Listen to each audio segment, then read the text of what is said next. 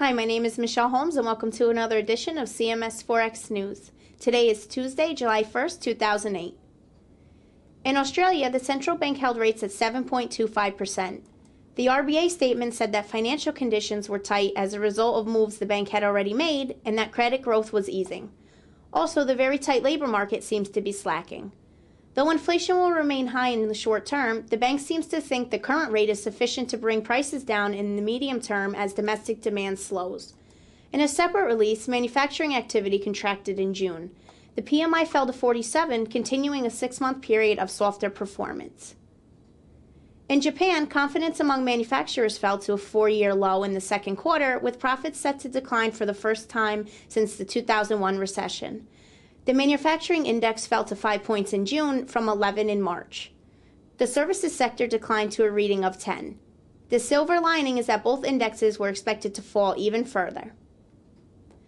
Japanese stocks led a slight rally in Asian markets as the Tankan survey was better than feared, while the Aussie was pressured following its dovish interest rate decision. At one point, the Aussie yen pair was down 150 pips from its intraday high, but it found support near 100.20. In the UK, the price of an average home declined 6.3% in June compared to a year ago. That's the biggest fall since 1992. In addition, manufacturing activity fell into contraction, posting a 45.8, the weakest since 2001.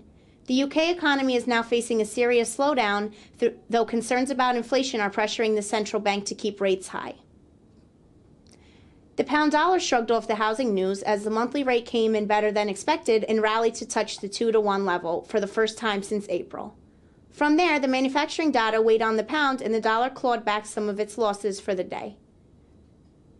The Eurozone as a whole saw manufacturing activity also fall into contraction, with the final version of June's PMI falling to 49.2. France, Italy, and Spain all posted multi-year lows, while Germany remained above the 50 expansion level. The data, however, was close to the preliminary estimate from last Monday. In Germany, retail sales recovered from 2 months of declines to post a 1.3% increase on the month and a 0.7% rise compared to a year ago. The monthly rate doubled expectations, but with inflation still red hot and consumer confidence at low levels, it remains to be seen if June's strong sales will continue. The unemployment rate for Germany fell to 7.8% in June, a 16-year low. 38,000 Germans were able to find jobs as the labor market remains resilient in the face of a global slowdown. Despite the better news from Germany, European stocks were sharply lower as financials suffered and geopolitical tensions between Israel and Iran caused oil prices to test $142 a barrel again. The euro-yen has been very volatile recently. After yesterday's steep fall, it recovered to 167.30 but fell again overnight.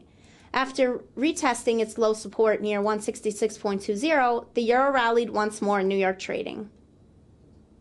In the U.S., the ISM Manufacturing Index was at 50.2 in June, bringing the index into expansion territory after 4 months of readings below 50. Prices continued to accelerate, hitting 91.5, the highest measure since July 1979, as firms deal with higher input costs. After getting a boost from the ISM data, U.S. equities fell back into negative territory in the early afternoon, with the Dow Jones Index down 130 points a little past noon. The dollar-yen pair was weaker overnight, and the dollar's gains from the better-than-expected ISM release was cut down rather quickly as U.S. equities turned negative. The euro-dollar pair rose in overnight trading followed the better German data. The dollar was bolstered as a result of the ISM data, but those gains were short-lived.